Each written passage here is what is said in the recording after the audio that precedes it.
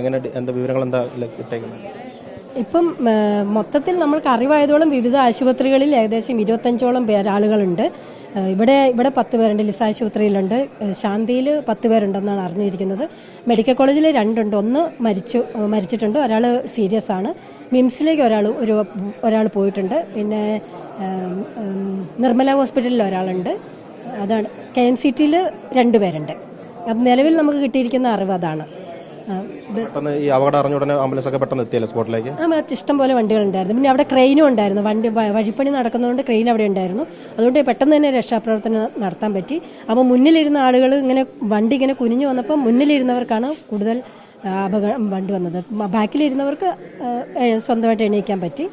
ഇപ്പം വണ്ടി സ്പീഡില്ലായിരുന്നു, പക്ഷെ കുത്തനെയുള്ള ഇറക്കമായതുകൊണ്ടുള്ള ബുദ്ധിമുട്ടാണ്. ഏകദേശം അവർ പറഞ്ഞത് വെച്ചിട്ട് 51ഓളം ആളുകൾ അതിലുണ്ടാണ്. ഇവര് ആ ബസ്സിലുണ്ടായിരുന്നവരുടെ വിവരം അനുസരിച്ച് സിറ്റിംഗ് ഫുള്ളായിരുന്നു, 2 പേര് നിൽക്കുന്നുണ്ടായിരുന്നു എന്നാണ് അവർ കിട്ടിയ വിവരം. അപകട സ്ഥലം ഇറക്കം വളവുള്ള സ്ഥലമാണോ? തീർച്ചയായിട്ടും ചെറിയൊരു ഒരു ഇതാണ്, പാലമാണ്. 2 സൈഡും ഇറക്കമാണുള്ളത്. കാരണം അതുകൊണ്ട് സ്പീഡിലൊന്നും വണ്ടി വരുന്നില്ല. പിന്നെ 2 സൈഡിലും റോഡ് പണി നടക്കുന്നുണ്ട്.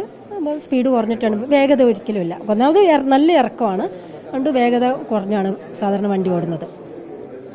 പരിക്കേറ്റവരോടൊക്കെ സംസാരിച്ചായിരുന്നു? കുറച്ച് പേരോട് സംസാരിച്ചു. എന്താ പറയുന്നത്, എന്താണ് എന്ത് പറ്റിയെന്ന് വല്ലതും പറയുന്നുണ്ട്? അവരൊന്നും പറയുന്നില്ല, സ്പീഡ് കുറവാണ്, പൊതുവെ സ്പീഡ് കുറവാണ്. പിന്നെ ഒരു ആള് പറഞ്ഞത് വണ്ടി ഈ അപകടം നടക്കുന്നതിന് മുമ്പ് വണ്ടി ഒന്ന് ഷെയ്ക്ക് ചെയ്തിരുന്നു.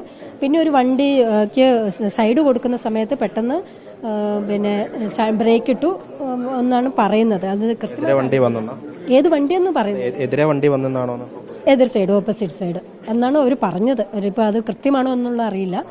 വാഹനം ഓടിച്ചവരോട് ചോദിക്കണം. അവര് ശാന്തി ആശുപത്രിയിലാണുള്ളത്.